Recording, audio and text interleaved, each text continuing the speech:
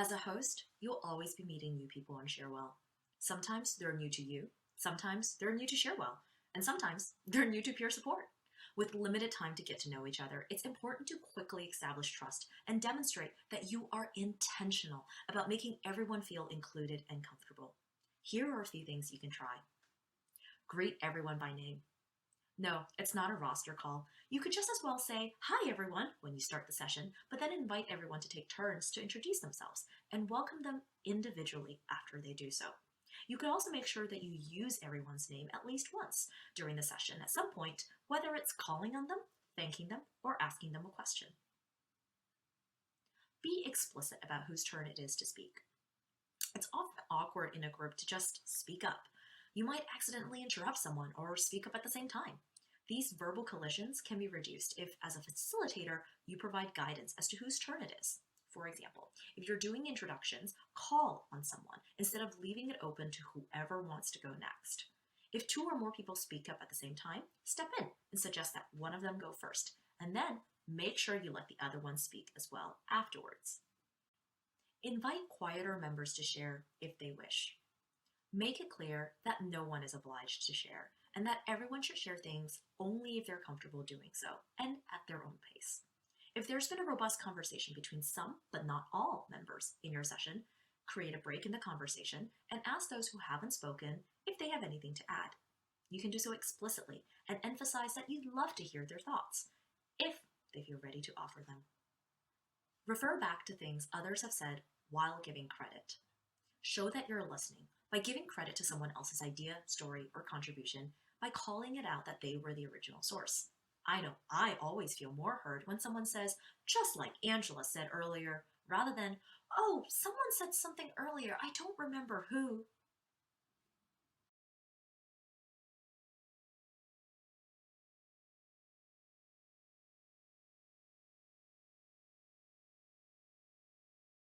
It's easy to forget that what we experience in the world is deeply colored by many personal factors. That's why all experiences are personal. Maybe you've noticed that your own perception of the world is different just based on your mood. Likewise, many biases in our brains affect how we experience and interpret reality. Having biases is inherent to being human. They're naturally occurring psychological shortcuts we're all subjected to. One thing we can do to deepen our empathy is to continuously try to uncover and become aware of potential biases affecting of how we are seeing and evaluating the world. It is a reminder for us that there are other possible interpretations. While our own experiences are absolute reality for us, it's helpful to remind ourselves that it's not the one and only valid version of experiencing how things are. The point isn't to agree on whose experience of reality is closer to the truth. The point is to realize that there's always room for other sides of the story. Here are some other ways to signal that you're thinking about your participants' comfort. Give a clear but brief outline about how your time together will be spent. Setting an agenda has multiple benefits, and one of them is that it can provide a comforting level of structure for anyone who's anxious and doesn't like unexpected things. Since every facilitator has a different style, even a seasoned peer support group participant would likely appreciate knowing what you have planned ahead of time. Use gender-neutral pronouns unless otherwise specified. Here are two scenarios about pronouns. First, if someone introduces themselves with pronouns, honor them. For example, if I say as part of my introduction, "My name is Angela," and I use they/them pronouns, please refer to me in the third person as they. As in, "Oh, Angela sent a message in the chat. They're having internet issues and will try to rejoin us if possible." Second, don't assume anyone's gender unless it's been mentioned. For example, if I say that, "my friend is really bumming me out lately," don't assume that it's either a he or a she yet. You can ask, "have they done anything in particular?" Likewise, don't assume anyone's partner or significant other uses he or she unless you've been given the lead.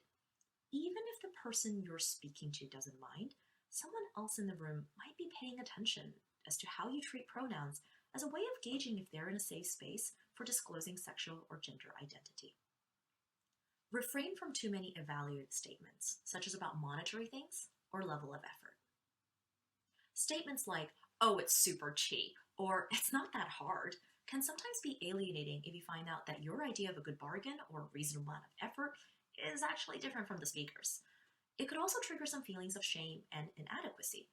For example, if you say waking up every day early just to do yoga is easy, but I find it really difficult, is there something wrong with me? There are a few occasions where such evaluative statements may come into the conversation, and when they do, it's usually quite easy to rephrase. For example, it's about $20 a month, which I don't find very prohibitive. Now you've expressed some information about the monetary cost and explicitly tied it to your own experience instead. That I statement makes a huge difference. Ask, don't assume, whenever you're unsure. As with pronouns, don't assume things about other people's lives. Don't assume that they're married or single, living alone or with family, have a car or know how to drive, went to college, celebrate Christmas, or like chocolate. It's always better to ask than assume. And it's unlikely that someone will get offended if you exhibit a learning mindset and are curious to learn more. This is especially true if it's relevant to the discussion at hand. Respect everyone's privacy and try to set that standard in your sessions. Encourage everyone to share only as much personal information as they're comfortable with.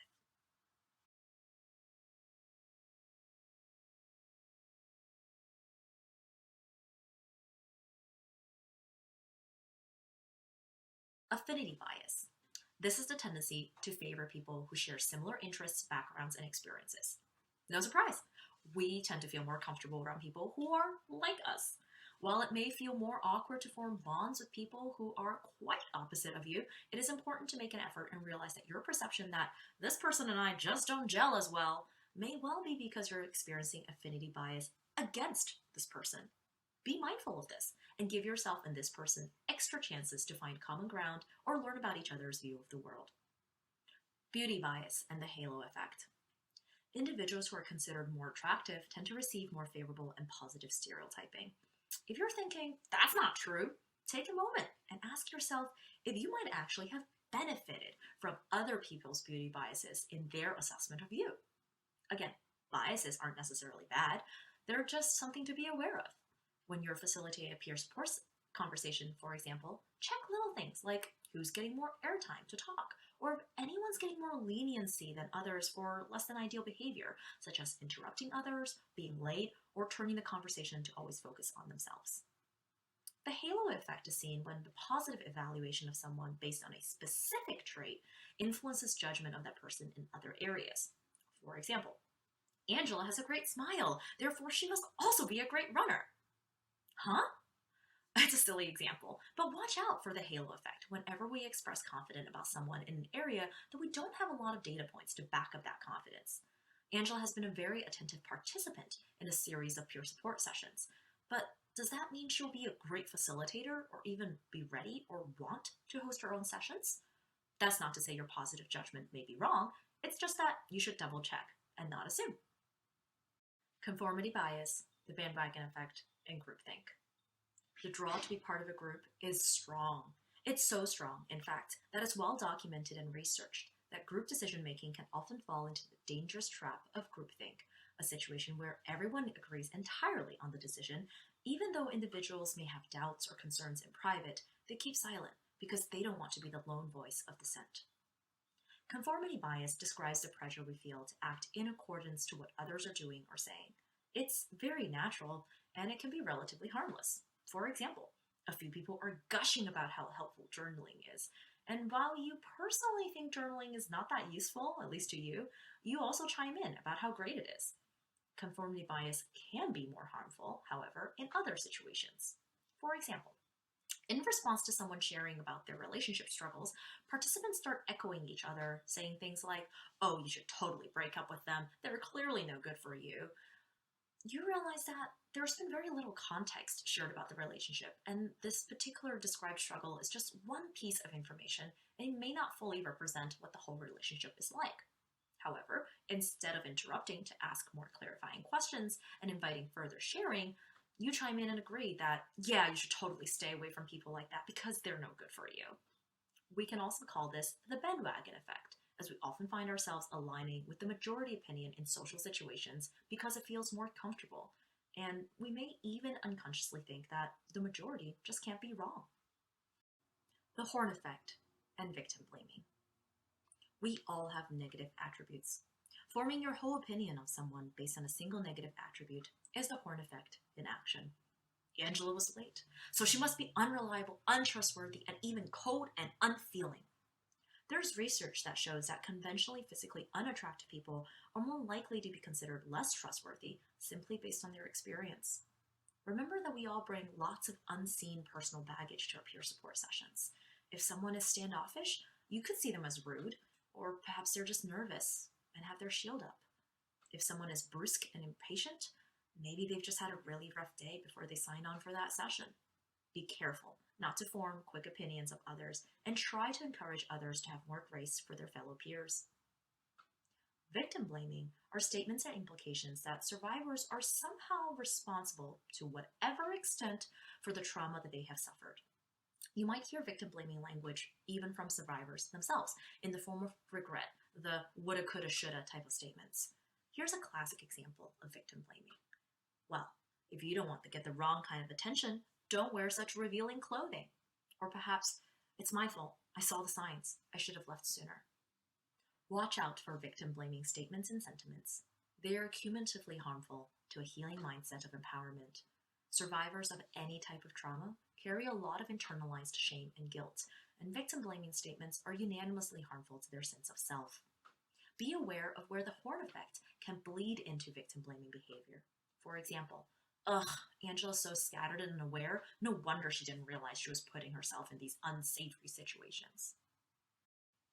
I know you didn't start this module questioning the importance of being inclusive in your sessions. We've covered some tips on signaling your commitment to being inclusive by the way you use language, provide structure within your sessions, and ask questions in a learning mindset. We've also looked at how some very natural biases can distort our perception and judgment of others despite our best intentions. At the end of the day, being inclusive is a continuous act. Inclusion needs to be maintained. Just as you need to vacuum constantly to keep a room dust-free, you never stop paying attention to others, how they might be feeling, and learning ways to make them feel more welcome.